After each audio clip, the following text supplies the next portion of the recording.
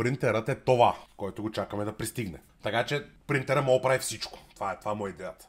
Мога да принтера с всичко. Защото мисля, че по-софистикейтед принтер няма. Така че от гледна точка на принтер той ще се справи. Сега въпросът е какво ще принтираме. Искаме да принтираме. Със сигурност ни трябва някакъв тъп измислен PLA. Този принтер чакаме да се довлече в България. Тия от 3D Printex нещо не искат да ме акнолиджнат като инфлуенсър на техния бизнес и да ми подарят един. Много ме дразни. А какво точно ще принтираш? Значи Димак все още нямаме никаква идея. Първо ще си учим, но със сигурност ще принтираме, значи със сигурност искам да мога да принтирам някакви технически неща, да тестваме. Със сигурност ще принтираме, сега задължително ще правим пауърбанкове. Тоест ще принтираме кейсове на пауърбанкове. Нали? Това не е нещо сложно, но нали, казвам какво ще такова. Трябва да е до някаква степен. Идеята е да принтираме лампи. Сигурно ще принтираме лампи. Това мога да ти го обещая. За момента започваме с пауърбанкове ще правим. Искам да имаме някакви технически материали, такива мега здрави, за да тестваме докъде е издържливостта за някакви компоненти, тип зъбни колела и прочее. Със сигурно ще принтираме кутийки на някакви електроники, защото това много ме кефи като концепция. И със сигурност и някакви екшън фигурки ще принтираме. А може ли да се поръчам къп холдър? Боби, разбира се, ще направим къвто къп холдър искаш. Та идеята е, Димак, че ти не знам знаеш ли, но с чата започваме един бизнес. И бизнес се казва Handy Labs. И в Handy Labs ще правим неща. Той е малко много тъпа ми е презентацията. Не се пичва така бизнес, ама вие сте готини и ми вярвате. Та ще правим неща. Какви неща ще правим, нямам никаква идея още, защото искам да видя какво можем да правим с 3D принтера и тогава да преценим какво ще правим. Но идеята е да произвеждаме някакви готини продукти, не просто 3D принтиране, т.е. не си представя, че е 3D принтинг бизнес, ама по-скоро си мисля, че мога да принтираме някаква мега яка лампа, защото има много готини лампи за принтиране, но да я направим Smart HomeKit Enabled. Разбираш, т.е. да е екстра степа, просто принтера да е като някаква основа на нещата, които ще билдваме.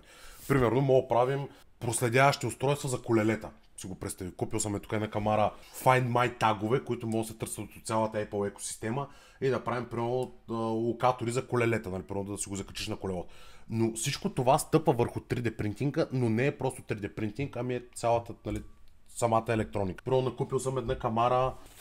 Гледайте какво съм накупил. Една камара е такива Find My тагове, които ги разглобяваме и ги внедряваме в някакви 3D принтери.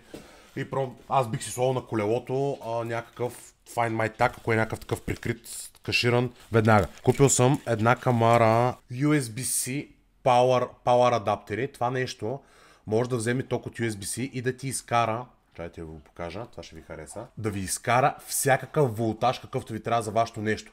Само променяте едни резистори и може да ви изкара 5, 9, 12, 15 и 20 волта от USB-C. Такъв адаптер колко време си търсих за колелото ли? Кое от двете? Да кажи ми само, това или това?